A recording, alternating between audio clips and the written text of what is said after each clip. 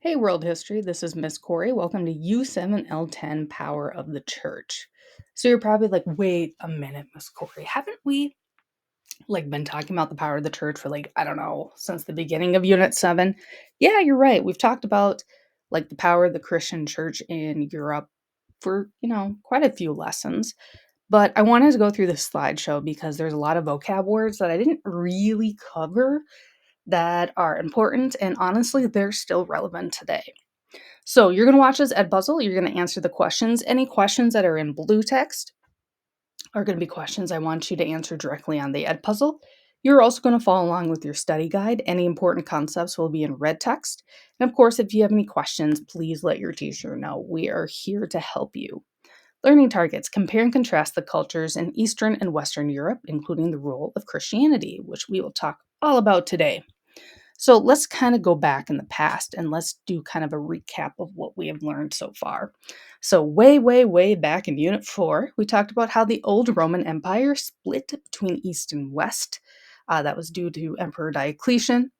So the East would become the Byzantine Empire, and the West would become a mix of kingdoms that included the Franks, which we talked about quite a bit this unit, which is in modern day Germany, France, and England. Also, the Christian church in the West declared itself secular, meaning that the Pope has supreme power over both the church and politics because the Pope is the one who crowns the kings. We'll talk more about that today. So, I feel like I've showed this map before. So, in Western Europe, kind of this more hot pink area, that is where the church is going to be based in Rome. And that church is going to be called the Catholic Church. And since it's based in Rome, the name of the church is called Roman Catholic. Yep. And it is headed by the Pope. In Eastern Europe, so more of the purple area, that is where the church is going to be based in Constantinople. And the name of the church is going to be Eastern Orthodox because it's in the East. I know, very creative with these names. So here's more of a zoomed in on that map.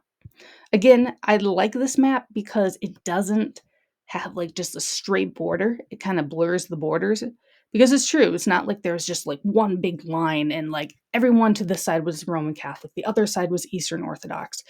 There was a mixing of people. So, clergy.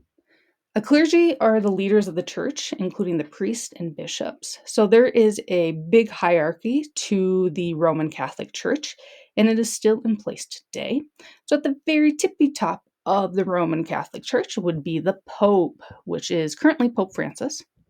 Below him are the cardinals, and there's, I don't even know how many cardinals there are. There's not that many.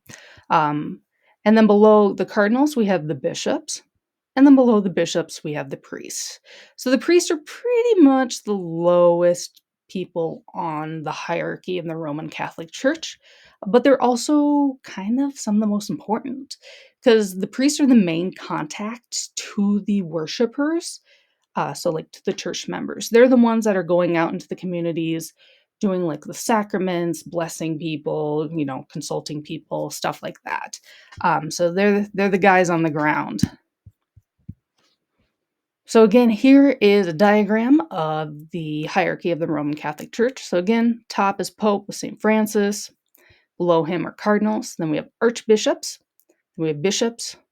And then on the lowest rung, we have priests. There's also deacons and just the people of the church. But we'll we'll stop here at priests for now. They're pretty much the lowest. So the Pope is the head of the church. And the office that the Pope holds is called the papacy. So this is a very important and sacred position because it was to be held by the successor of St. Peter. So who was St. Peter? Here's a statue of St. Peter, by the way. He was considered the first pope in the Roman Catholic Church and also a disciple of Jesus. And he became really famous because he spread Christianity around the Middle East, North Africa, after Jesus died. I know back in the Rome unit, we also talked about St. Paul. who was also a disciple of Jesus and spread out like the word of Christianity. St. Peter is the other one. Well, they all did, but St. Peter really went a lot of places as well. So, the Pope is the overseer of all the Roman Catholic churches. So, it doesn't matter if the church is in like the far reaches of Asia to the far reaches of North and South America, the Pope oversees everything in the Catholic Church. But he does not do it alone. He has kind of a team that helps him out, and that team is called the Papal Curia, and they help the Pope. So they're administrators of the Catholic Church. They oversee things like accounting, laws, money, hierarchy of the church, assisting Pope with daily needs, and confirming positions in the church and stuff like that. So the Roman Catholic Church, and well, to be honest, pretty much a lot of religions around the world, are really important because they unify people. So during the Middle Ages in Europe, the Roman Catholic Church is the main uniter of people in Western Europe. So from the poorest of poor peasants to the richest of lords, they were connected through one big thing, and that was the Roman Catholic Church. So everyone during that time period was to some degree religious, and the church is where everyone gathered. It also gave people hope. This was especially true to peasants. So, peasants, as we've kind of found out, have a really horrible lifestyle. So, they would work like 54 plus hours in a week. They lived in these really gross, crowded houses. They did not have good lives. So, it gave these peasants hope that there would one day be an end to suffering after they die and go to heaven. There was also a sense of community, and the church served as a physical social center. And that's really true to even churches today or other like religious places or temples or stuff like that, because just think about it. Think about like all like the church festivals and, like other like church gatherings. It was the same thing in the Middle Ages. They had gatherings at the church, and it was really kind of a keystone to the community. So priests also administered sacraments. So sacraments are simply just religious ceremonies. So in the Roman Catholic Church, these are the big sacraments right here. We have baptism, confirmation, the Eucharist, confession, anointing of the sick, holy orders. Holy orders is when a guy becomes a priest, and then matrimony. So for example, baptism initiates someone officially entering into the church, like that little baby is. So the church had power in not only religion, but also laws and politics. So everybody, and when I mean everybody, I mean everybody in Middle Age Europe, including peasants, kings, knights, lords, they all had to follow something called canon law. So, canon law are laws that the church made and includes laws about marriage and divorce. Now, this is going to be really important when we talk about next semester with King Henry VIII. Yeah, this will come into a big play here, but we won't talk about it this unit. That'll be next unit. So, the church also influences politics, and politics in return influences the church. So, a big example of the church's influence over politics is something called lay investiture. That is where kings and nobles are appointed by church bishops. So, let's take a second to think about that. So, kings and nobles, so like the people running the politics, they are appointed or approved by church bishops. So, really, who has the power in this situation? So, here's my question for you. What may be the problem with lay investiture?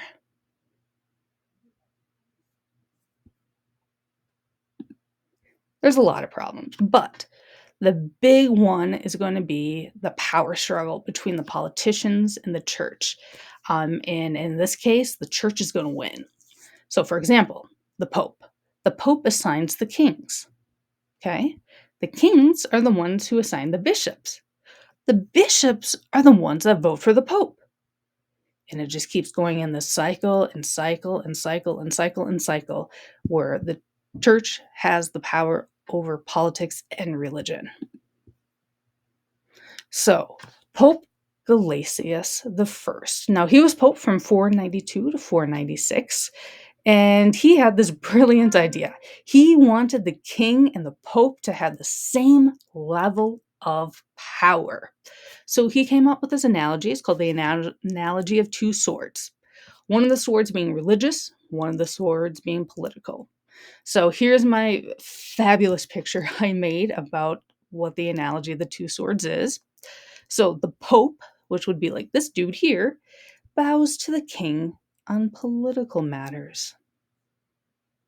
The king bows to the Pope on religious matters. Okay?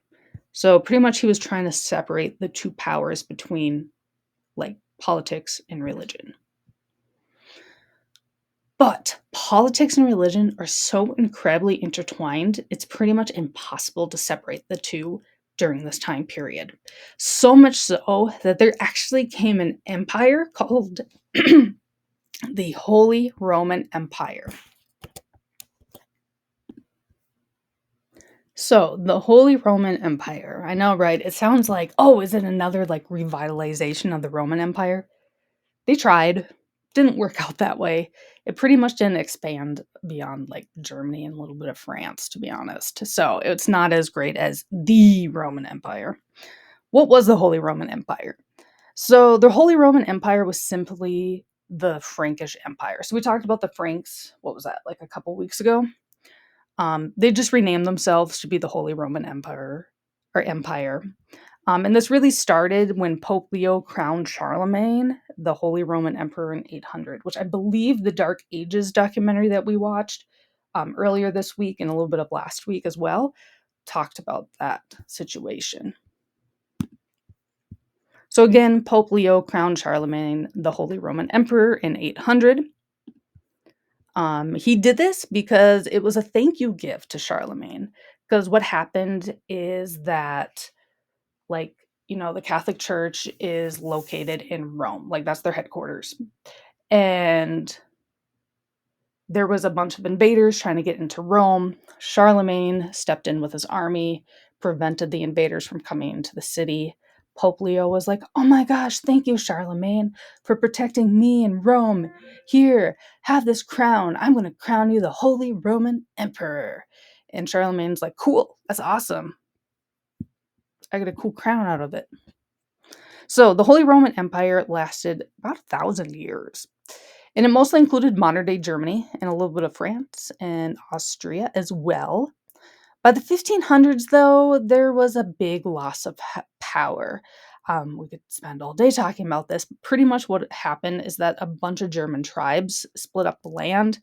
So there was no like big unified empire anymore. There was just a bunch of little tiny like kingdoms. And by 1806, it was absolutely powerless. No one wanted to claim the powerless title of being the Holy Roman Emperor because honestly, there was no more land to rule because it was all split up so much. So here is a map of the Holy Roman Empire at its extent. So this is about the 1500s. So you can see that it's mostly what is modern day Germany, a little bit into France, a little bit into Italy, a little bit over to like Austria and Poland as well. So, the Roman Catholic Church has a lot of problems when it comes to church and politics. So, one of the really big problems that the Roman Catholic Church was having during the Middle Ages was that priests would get married and then have families. And that was a huge no in the Catholic Church. Another very corrupt problem that the Catholic Church had was something called simony. So simony is when bishops, like this dude here, would sell leadership positions in the church to the highest bidder. Or the bishop would be bribed. So let's say a super wealthy merchant was like, hey, bishop, I got a son. why don't you, I don't know, have him join your ranks as a bishop? And the bishop would take the money and be like, sure, I'll vote for him. And then with that rich merchant's son would become a bishop. But these crimes did not necessarily go unpunished. There were punishments in the Catholic Church. The biggest punishment was excommunication. That is when someone is kicked out of the church and its services. So they can't receive any of the sacraments. They also can't have a Christian burial. So some of the big offenses in the Catholic Church would include like a priest breaking the seal of confession. So what confession is in the Roman Catholic Church is when like a priest and like a like a Catholic Church member, they go into like a confessional little room, and the person's supposed to be like, "Oh, priest, I sinned," and the sin can range anywhere from like, "I broke my sister's vase," to I killed a person. Like there's such a range of sins that if a priest would ever mutter what a person sinned about, they could be excommunicated. So if the priest started gossiping, like, "Hey, did you know, like Susie down the street, she murdered somebody," that priest would be kicked out of the church. Also, celebrating Mass when the person is not a priest, and only priests can celebrate Mass, and physically attacking the Pope, which, I mean, okay, that seems about right. So, someone who is excommunicated is considered a heretic.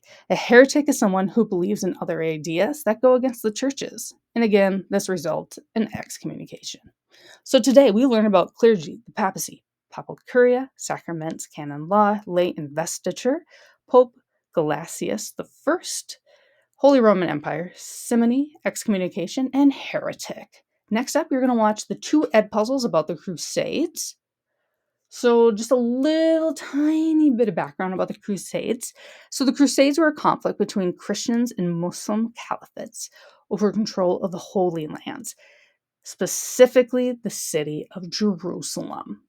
So, question for you: why are the Holy Lands so special to Jews, Muslims, and Christians?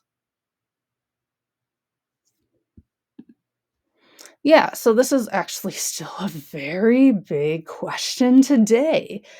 So if you ever follow even a smidge of the news, you'll know that there is quite the war going on in this part of the world right now, and is religiously significant city to Jews, Christians, and Muslims.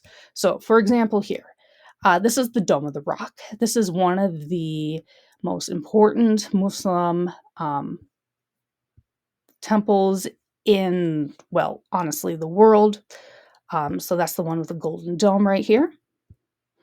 And then this is the Western Wall, which is a very important symbol to Judaism. And then this is the Church of the Sepulchre, I believe. And this is really important to Christians because it is believed to be where Jesus died. So, as you can see in this picture here, so the Dome of the Rock is right here.